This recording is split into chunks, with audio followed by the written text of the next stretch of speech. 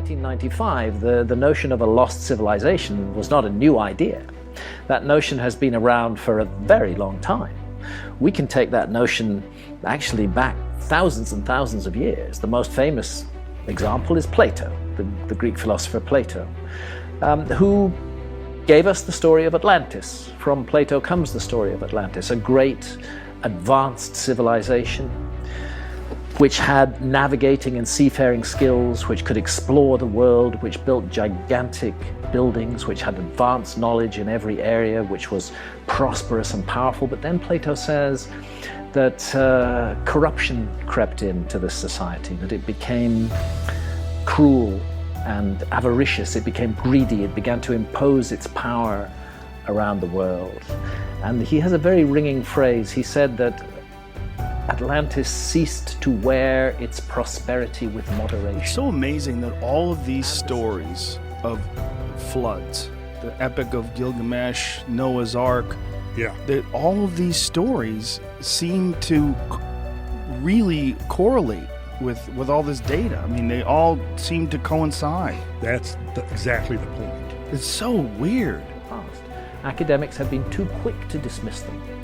Too quick to say, oh, we've figured the whole story out, there's no mystery there. Maybe there's a huge mystery there. Maybe we should listen to these clues and hints from the past that speak of a great civilization.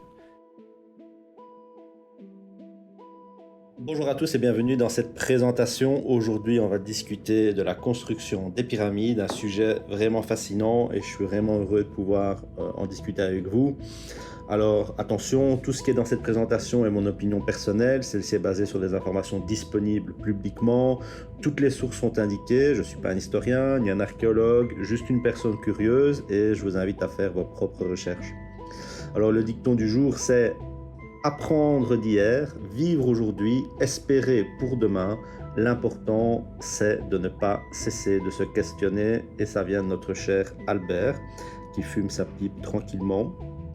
Et donc les pyramides, effectivement, une construction extraordinaire. Ici, on peut voir la vue du ciel, fantastique. C'est réellement quelque chose de majestueux qui nous pousse aussi à se poser des questions sur notre passé. Comment a-t-on pu créer des bâtiments comme ça? Comment ça se fait qu'aujourd'hui, on ne sait quand même toujours pas les expliquer malgré notre technologie?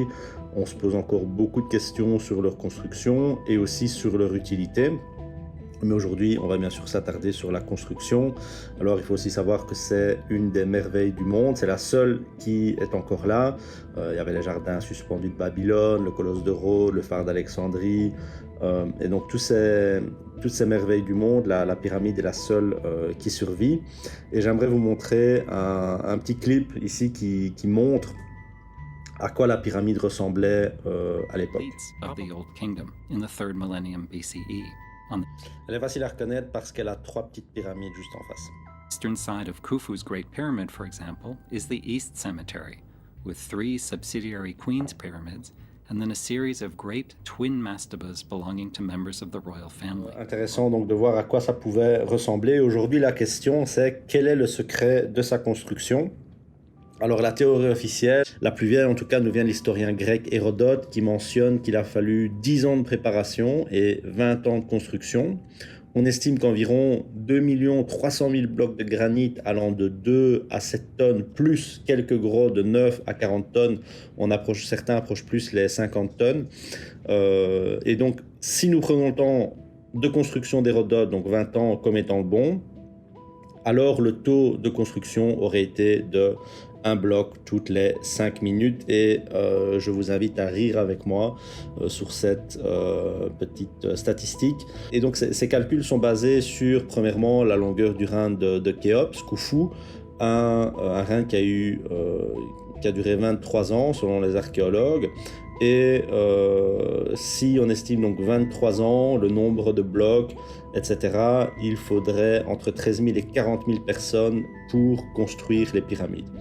Voici un peu l'image qu'on a de la construction des pyramides. C'est des esclaves ou des travailleurs. On ne sait pas encore s'ils étaient employés par le pharaon ou si c'était des esclaves. Ils étaient plus que probablement employés.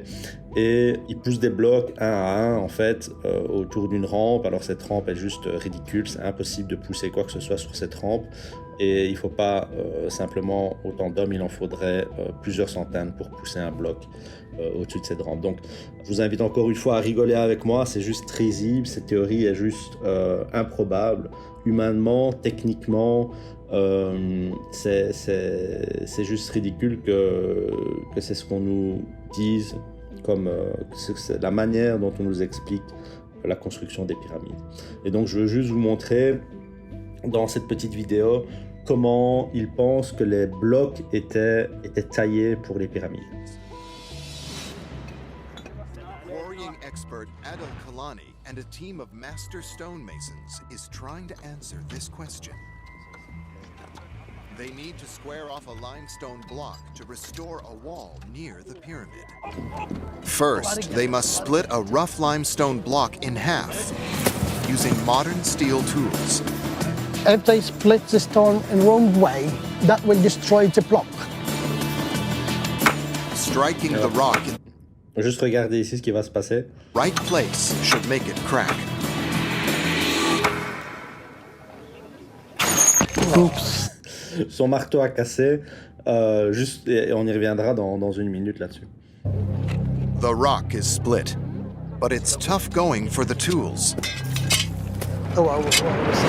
Adele thinks the builders of the pyramid need whole teams of tool repairers. En fait, là, ce qu'ils expliquent, c'est que les outils à l'époque, et on y reviendra un peu plus tard, et c'était fait de cuivre principalement, soi-disant renforcé à l'arsenic, mais quand même de cuivre. Et la pierre calcaire qu'ils utilisent est en réalité plus dure que le cuivre. Et donc, lorsqu'ils utilisaient leurs outils, les outils s'abîmaient. Donc, il y avait apparemment toute une équipe qui était là juste pour réparer les outils. Donc, la théorie est encore plus frivole que l'on ne pensait. To keep work on track.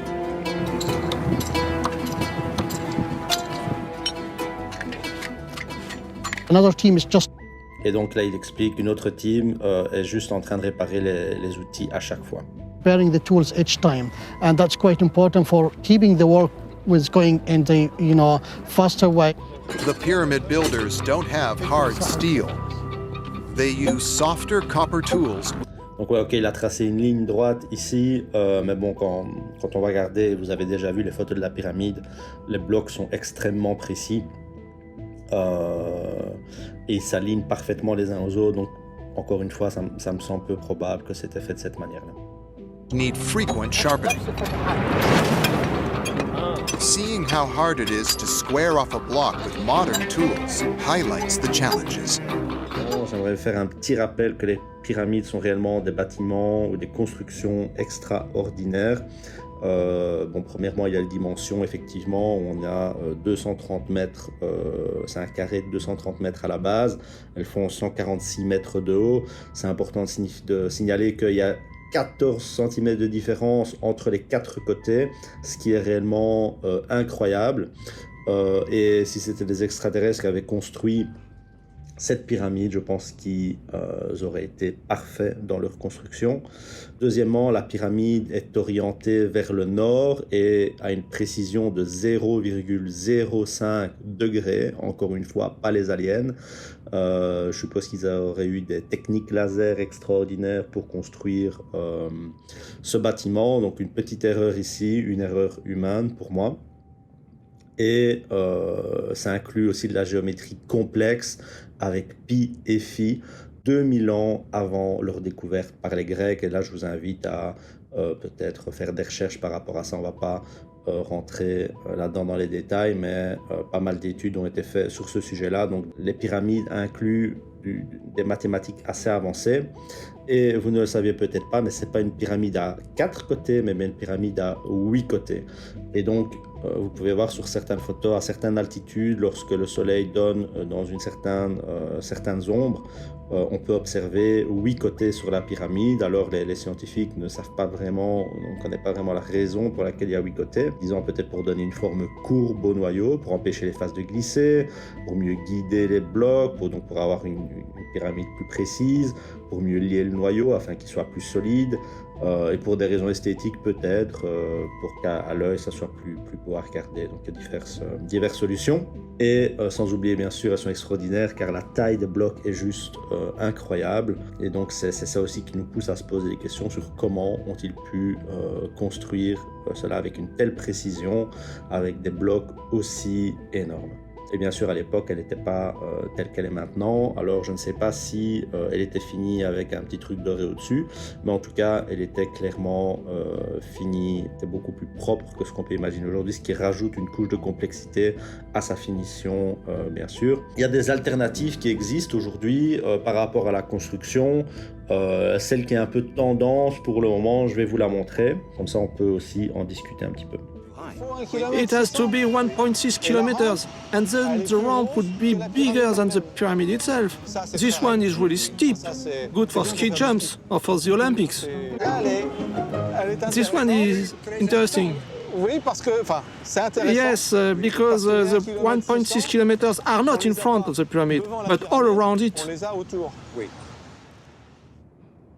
This type of external spiral ramp around the pyramid raises a number of questions. How could such a ramp be attached to a smooth-sided pyramid? How do you turn a corner with 600 men, considering that's how many people you needed to pull a 60-ton granite block? Besides, with this type of external ramp, you couldn't check the geometry during construction. If the edges weren't perfectly aligned and controlled, the pyramid could end up twisted. For these reasons, Jean-Pierre's theory suggests there were two ramps. First, an external ramp that only went 43 meters high. This would have allowed the first 2/3 of the pyramid's total volume to be put in place, as well as the granite blocks for the king's chamber. In addition to this, the Egyptians would have built a second ramp inside the pyramid. This system offers a solution to the two key problems the Khufu pyramid presented: its height, 146 meters, and its unique granite chamber. Once they reached the critical level of 43 meters, and the granite blocks had been brought up for the king's chamber, the Egyptians would have dismantled the first ramp and recycled the blocks it was made of, hauling them up the internal ramp to finish the pyramid. Nothing would have been wasted. Now the theory needs to be proven. They need to find evidence of his internal ramp. Et donc, je sais pas vous, mais pour moi, on en est encore là. Donc, c'est des gars qui poussent des blocs d'une dimension et d'un poids assez extraordinaire et qui doivent quand même poser 5 blocs à la minute. Donc, pour moi, le problème n'est pas vraiment résolu avec cette solution ingénieuse ou pas, mais pour moi, on en est encore là. Surtout, cette théorie souvent oublie les énormes blocs de granit qui sont dans la pyramide et qui, en fait, qui sont presque impossibles pour l'époque de tailler ou de couper. Si on regarde ici, sur l'échelle, on peut se rendre compte que le diamant, par exemple, est le plus dur. Le talc, le gyproc, etc. est vraiment très très faible.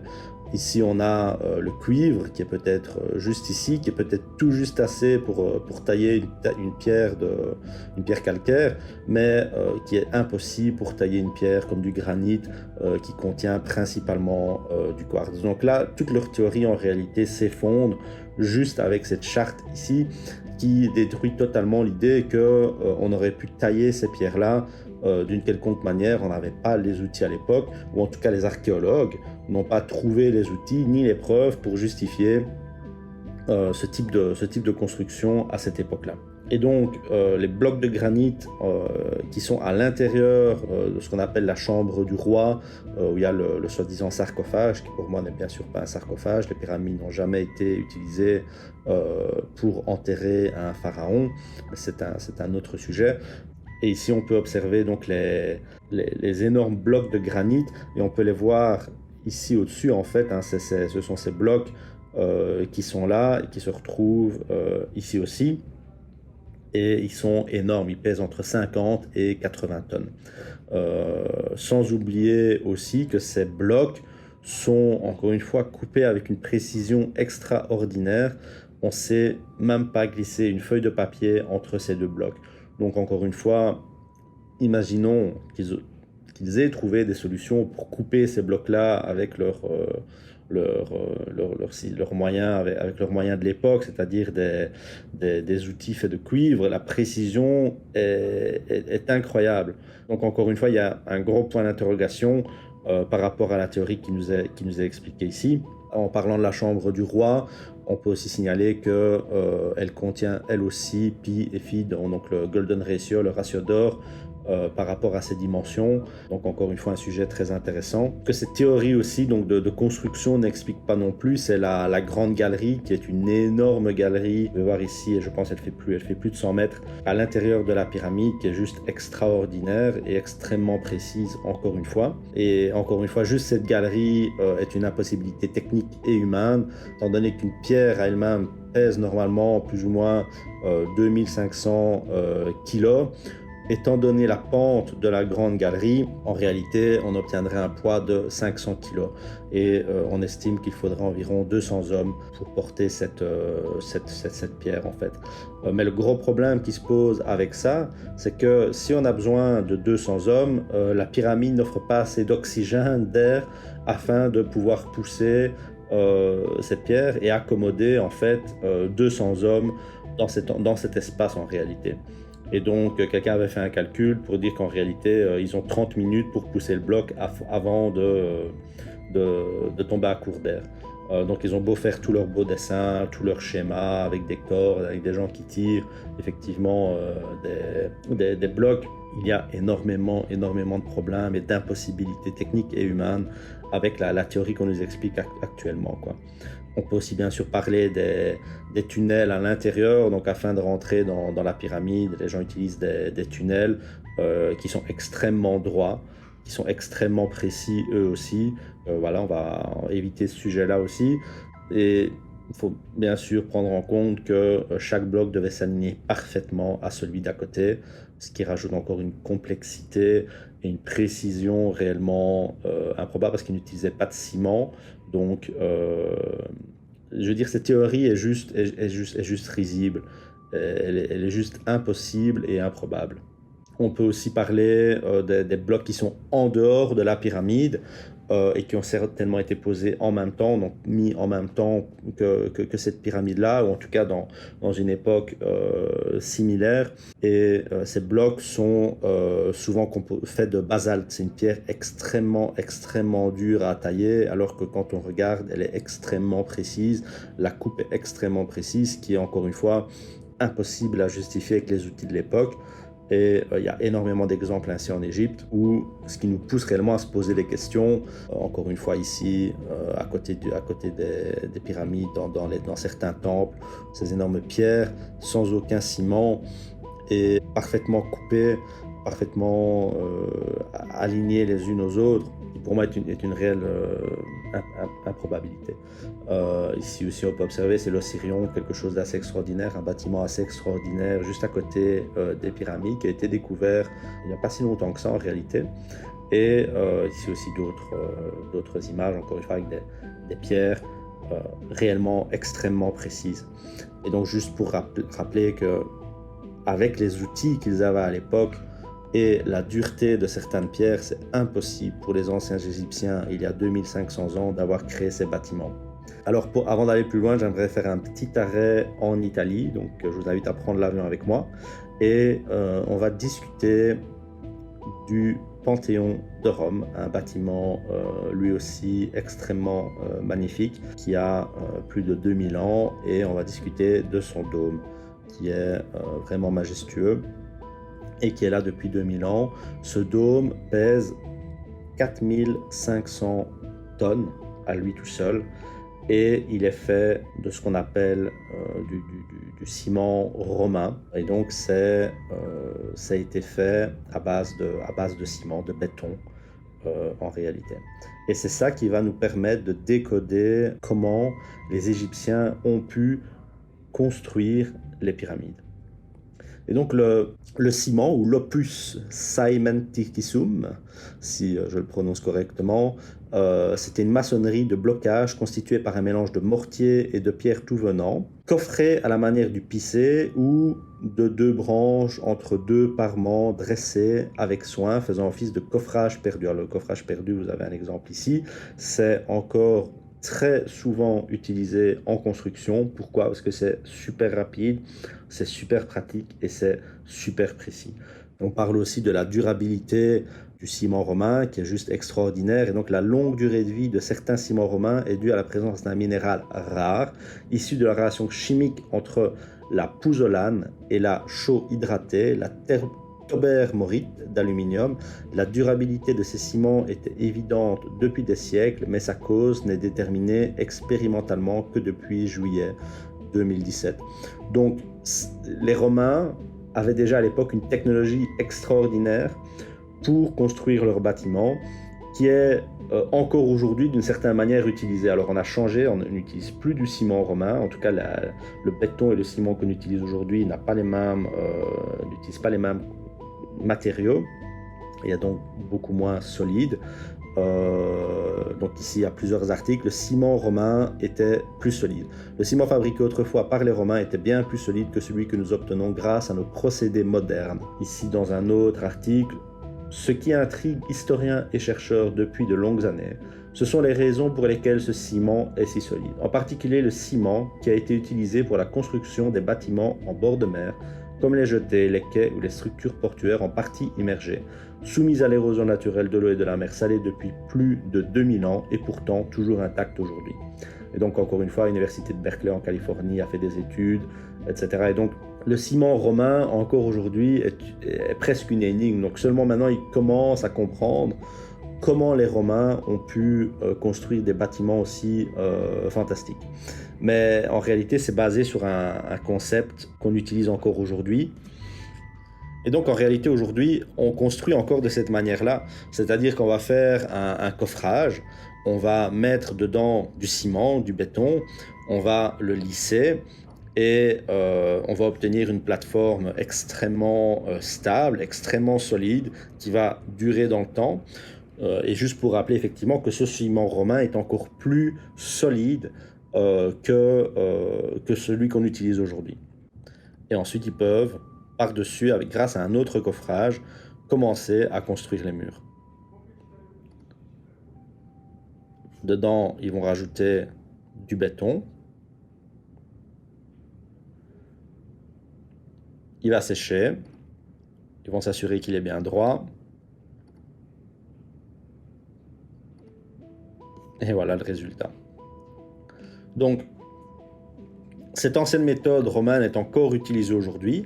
C'est une manière super simple et super efficace de construire un bâtiment parce qu'elle est rapide et elle est à l'épreuve du temps.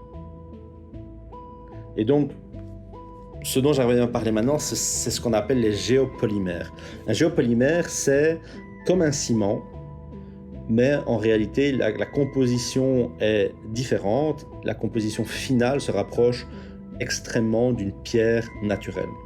Et ils utilisent ce qu'on appelle un liant minéral. Et donc voilà un peu qu'est-ce qu'on obtient comme résultat avec les géopolymères. Et vous pouvez le voir, c'est réellement comme une pierre en réalité. Et je vais vous montrer une petite vidéo qui explique comment c'est fait par quelqu'un qui s'appelle Joseph Davidovich. En septembre 2002, notre équipe de l'Institut Géopolymère coula une imitation des blocs massifs de pierre de pyramide. Ou plutôt nous devrions dire des blocs authentiques de pyramide. Nous avons utilisé les mêmes ingrédients géologiques que les anciens Égyptiens 4500 ans auparavant. Ces blocs massifs ont la même composition chimique et apparence que les blocs des grandes pyramides.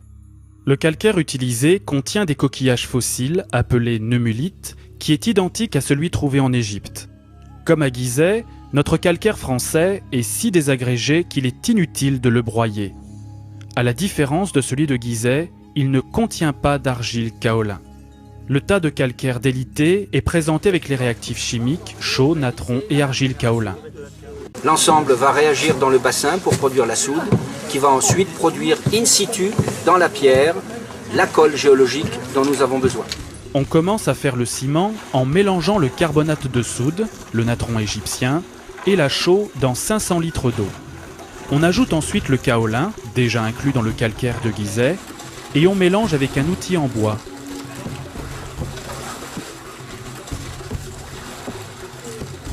On plonge 1 tonne de gravats de calcaire dans le bassin et on le mélange avec le ciment.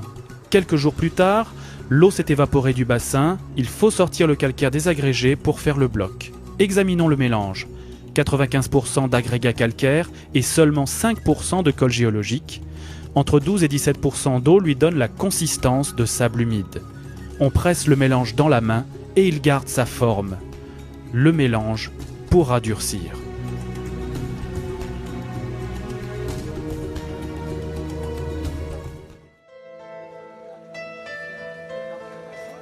Nous faisons tout à la main, formant une chaîne avec des seaux de la zone de mélange jusqu'au moule. On verse le mélange de béton calcaire dans le moule et on le tasse avec un outil appelé une dame.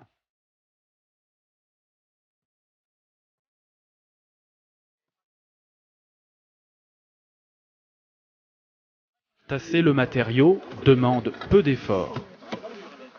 Le compactage donne de la cohésion et le mélange donnera une grande dureté pendant la phase du début de prise. Avec une météo chaude et belle, notre équipe produit rapidement un calcaire réaggloméré dur et dense, respectant la taille et la forme souhaitée.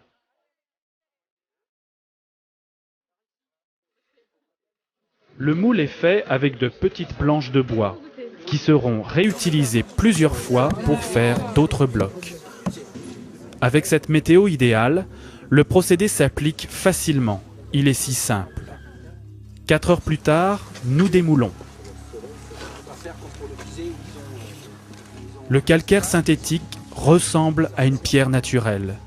Nous n'observons aucune trace d'empreinte du bois. Joseph Davidovits présente les 4 premiers blocs déjà réalisés. Les 2 gros blocs pesant jusqu'à 4,5 tonnes, plus humides, ont donné un fini lisse. Les 2 petits blocs pesant jusqu'à 1,3 tonnes, les moins humides, ont donné un fini plus rugueux. Celle-ci, son aspect correspond à un calcaire que l'on retrouve sur les sites des pyramides et qui a l'aspect d'un matériau taillé grossièrement. De même que cette pierre, c'est un faciès que l'on retrouve très fréquemment sur les gros blocs. Les joints entre les blocs sont aussi parfaits.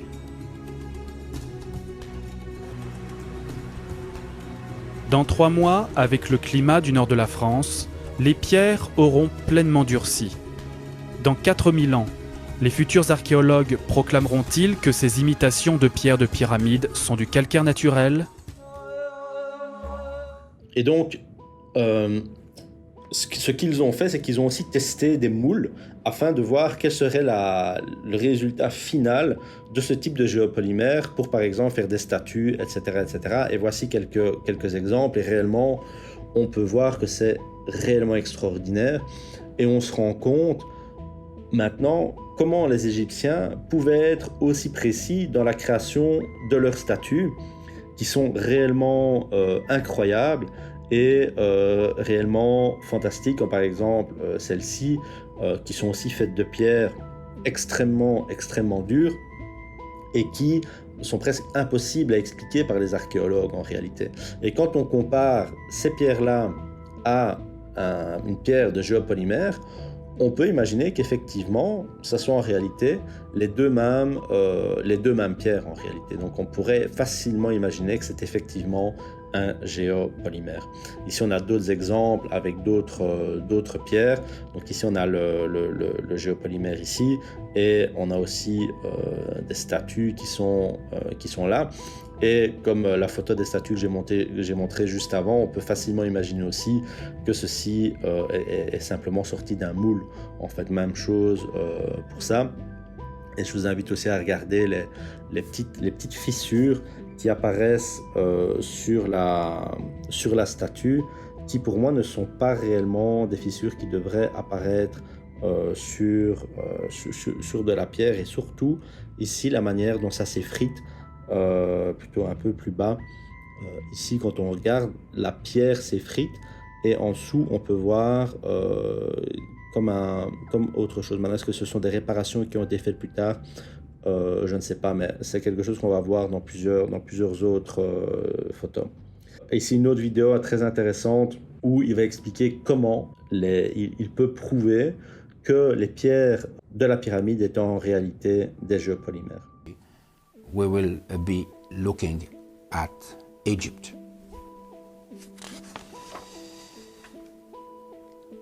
So we have antique geopolymers.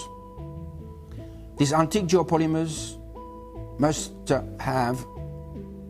follow a prerequisite. They must be easy to implement.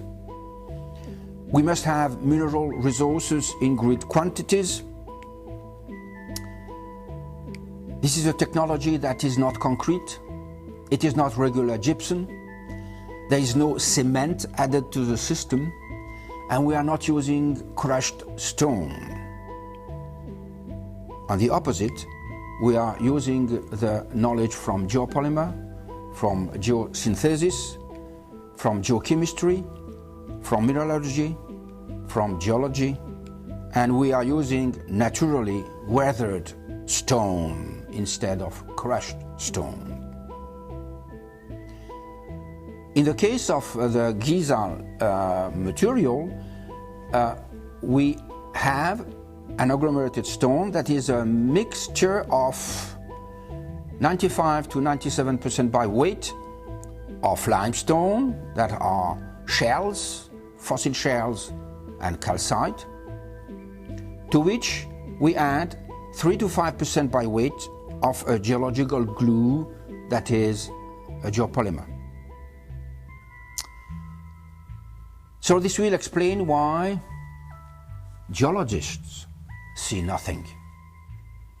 You'll see in the literature dealing with the contradiction of my theory, and you see in several papers written on the internet, that it is very easy to look at a stone and to detect if it is a natural or an artificial one. Wrong. This is not the case for geopolymeric limestone, and it is not the case for the Egyptian limestone blocks that are making the pyramids. D'autres preuves intéressantes, c'est par exemple cette pierre juste à côté des pyramides, où il y a juste ce qu'ils appellent une petite lèvre sur le bas de la pierre, qui aurait été impossible presque à tailler. Ça n'aurait eu aucun sens. Et donc ici il explique: un bloc au niveau du sol devant la grande pyramide de Khufu comprend une lèvre irrégulière au fond qui aurait été très difficile et quelque peu inutile à sculpter. Cette lèvre indique que le bloc a été coulé en place, le matériau de la lèvre ayant glissé sous le moule en bois temporaire avant de durcir. Et donc ça, c'est peut-être une preuve de ce type de production des pierres. On a aussi, par exemple, le temple de Dendera, où il y a des escaliers qui ont comme fondu. Est-ce que le moule s'est cassé avant et que c'était impossible pour eux de le réparer? Je ne sais pas, mais c'est assez interpellant et c'est assez intéressant comme photo. Alors il y a ce qui s'appelle la stèle d'Irtisen, où un ouvrier du pharaon explique qu'il avait un secret pour fabriquer les statues. Je vais juste lire quelques phrases ici. Je connais le mystère des paroles divines, la conduite des actes de la liturgie. Toute cérémonie magique, je l'ai organisée sans que rien m'y échappe. D'ailleurs, je suis un artiste accompli dans son art, un homme distingué au plus haut point par sa science. Je connais l'allure d'une statue d'un homme et la démarche de la statue d'une femme, l'attitude des 11 oiseaux. Je sais faire des pigments et des produits qui fondent sans que le feu ne les brûle, et de plus insolubles à l'eau. Je révélerai cela à personne, excepté moi seul et à mon fils aîné. Intéressant aussi qu'il parle de produits qui fondent sans que le feu les brûle. Une autre théorie est aussi que certains produits chimiques permettent à la pierre de fondre pour ensuite la recomposer d'une manière, à la manière des géopolymères. Donc c'est encore une fois très intéressant ce qui est indiqué ici, c'est assez intéressant et assez interpellant aussi. Alors, encore une fois, une autre preuve que les géopolymères étaient utilisés, ce sont les fameux vases de Saqqara, et là vous pouvez voir plusieurs exemples. Donc celui-là, qui est réellement extraordinaire, il est super fin, simplement impossible à tailler à la main, surtout que c'est encore une fois des pierres extrêmement dures. Et je vais vous montrer une petite vidéo qui montre à quoi ces vases ressemblaient. In the rubble that was found in all of these passages and galleries. A small fraction of these incredible artifacts are on display in the Cairo Museum, and I'm sure the vast bulk of them are in warehouses and other storage locations. Hopefully more of them will be displayed to the public at the new Grand Egyptian Museum, which should open sometime in 2021. I think these jars should be the subject of a modern engineering analysis.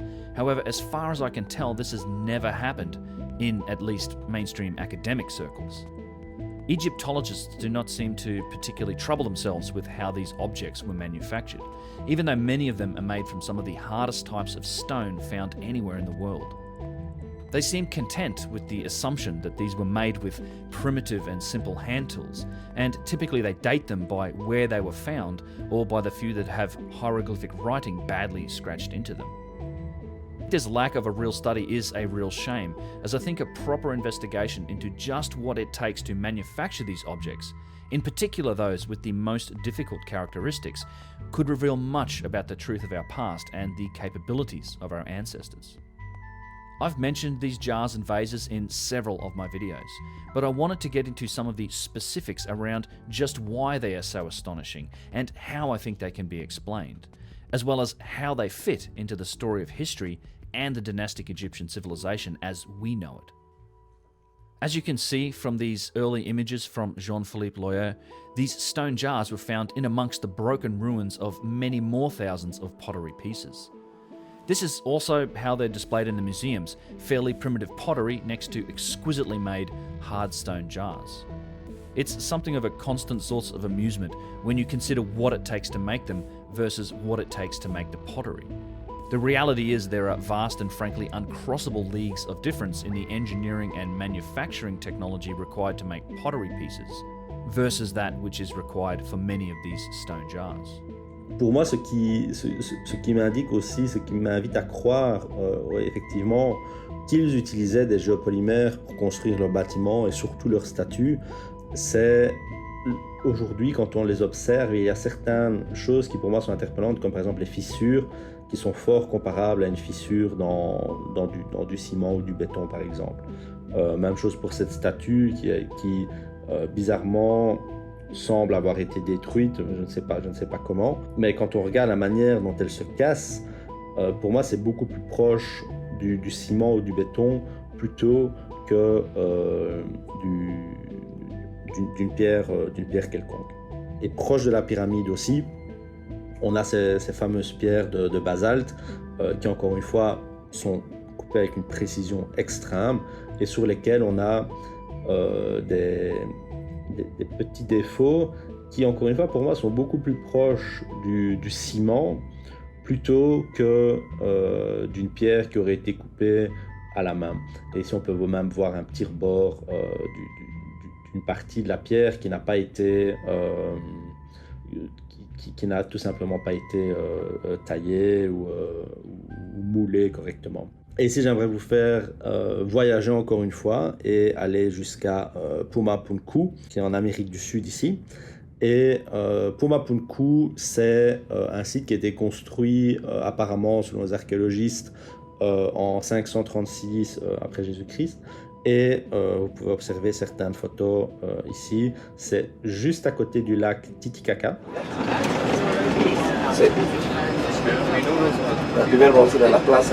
So these are the famous H blocks at Pumapunku. And contrary to popular belief, they are not the same size.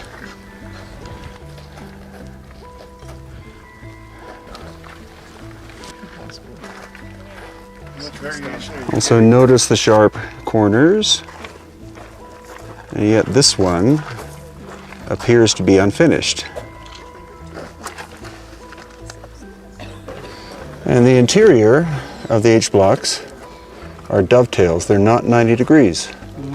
Here's the question. Are we able to, with our technology today, to recreate these? You could, but it would be very expensive. And this is as flat as you can get.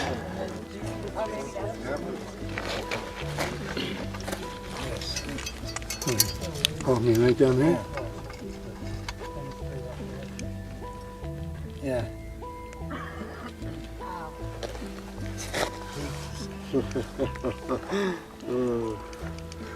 Kind of hard. I'm not really good at this.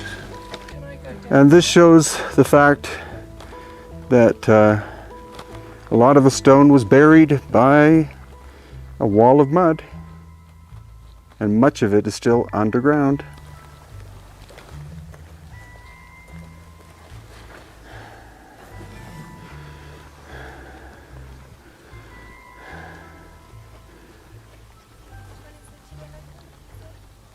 Oh, down here? No, in the bag. Sorry.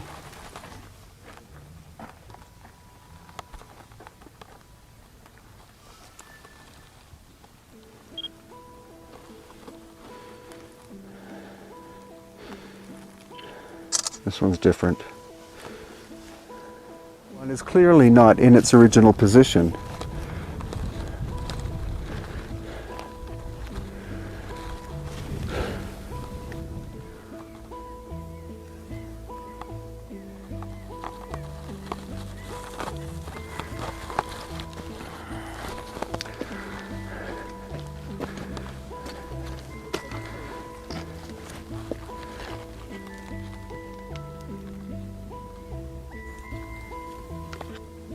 Oh, you can still see the residue of the bronze. The green. Oh, okay. Yeah, yeah.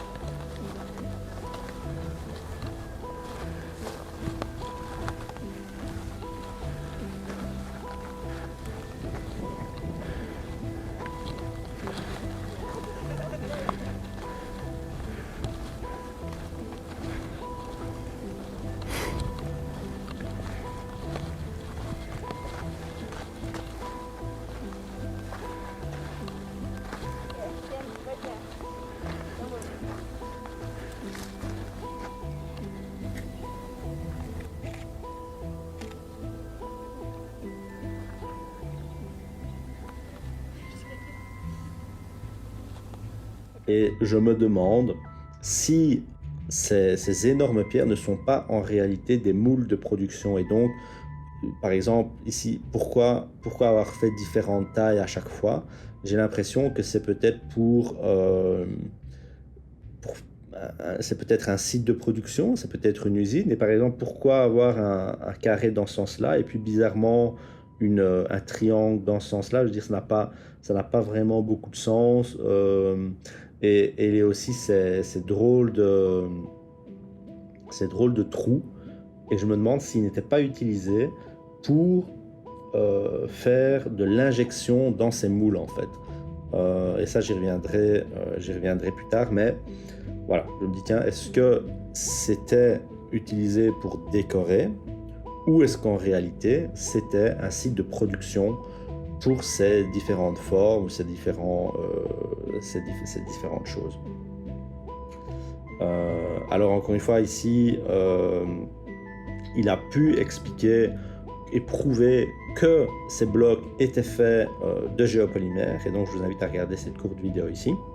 The thin section of a sample taken from the Pumapunku Red Sandstone Monument shows green boundary made of a thick, fluidal, red ferrocylate matrix. To our knowledge, this feature is very unusual in sandstone formed geologically. It is a unicum and supports the idea of artificial sandstone geopolymer concrete. Remember, these are the huge megalithes. It cannot be transported, so for us it is obvious that it is a type of geopolymer concrete. The complementary SEM ADS analysis for sodium, magnesium, aluminum, silicon, potassium, calcium, iron, and XRD suggests that the Kaya Marka site is the source for Pumapunku megalithic blocks. Et effectivement, quand on regarde un géopolymère ici, c'est extrêmement ressemblant. Je veux dire, il n'y a pas photo. Ça ressemble vraiment à ceci. Et en plus, les coupes sont tellement droites, tellement précises que ça aurait été presque impossible de les tailler à la main. Et pour moi aussi, quand je regarde certains de ces éléments à Pumapunku, quand je regarde ici la manière dont la pierre s'effrite ici sur le côté, pour moi, encore une fois, ça ressemble très fort à la manière dont le ciment ou le béton s'effrite de manière générale, quoi. Et ça me semble pas vraiment être une pierre, mais plutôt effectivement un ciment, un béton, un aggloméré. Et ici, j'aimerais proposer aussi une idée, c'est que on est retourné dans les pyramides ici, et pas sur chacun, mais en tout cas beaucoup de ces blocs ont des petits tétons, on va dire, qui dépassent des blocs, et c'est vraiment difficile d'expliquer leur utilité en fait.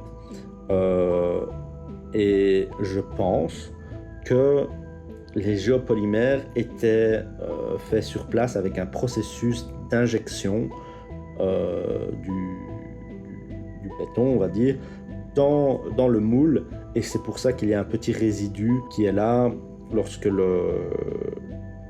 c'était injecté. Il restait en fait la trace de l'injection, comme on va le voir dans cette vidéo. Le liquide qui est injecté dans le moule, et on peut voir ici qu'il va y avoir en fait un petit résidu, parce que lorsque l'on injecte, il y a toujours quelque chose en trop dû à l'injection en fait. Donc là la pièce va tomber, mais il reste ceci. Et donc je me demande si ces petits tétons qu'on peut observer sur les pyramides, mais aussi bizarrement en Amérique du Sud, est-ce qu'il n'y a pas une liaison entre ces deux-là? Donc voilà, est-ce que c'est pas dû à une injection, à un système d'injection des pierres? Maintenant, alors pourquoi toutes les pierres n'en ont pas, etc. Donc là on peut peut-être rentrer, est-ce que ce sont des défauts? Je ne sais pas. Mais maintenant qu'on a expliqué pourquoi, enfin plutôt comment elles ont été construites, la question à se poser maintenant, c'est pourquoi les avoir construites. Et je vais peut-être vous donner une possibilité, en tout cas, qui me semble peut-être la plus probable. Et je vous invite à regarder donc cette vue satellite des pyramides. Et vous pouvez remarquer, à côté des pyramides, il y a tous ce qu'ils appellent des mastabas, qui sont positionnés juste à côté des pyramides. Mais d'une certaine manière, moi, ça me fait fort penser à ceci. Alors je sais bien, ça peut paraître fou, mais pour moi, les pyramides étaient des machines. Alors à quoi elles servaient? Je ne sais pas. Mais je pense que c'est une théorie à garder à l'esprit. Est-ce que les pyramides étaient des machines? À quoi servaient-elles? Est-ce qu'elles produisaient de l'électricité? Est-ce qu'elles produisaient une énergie, une certaine énergie? Est-ce qu'elles produisaient une certaine information? Donc voilà, je vous laisse ça pour cogiter un petit peu. Et je vous dis à bientôt. Au revoir.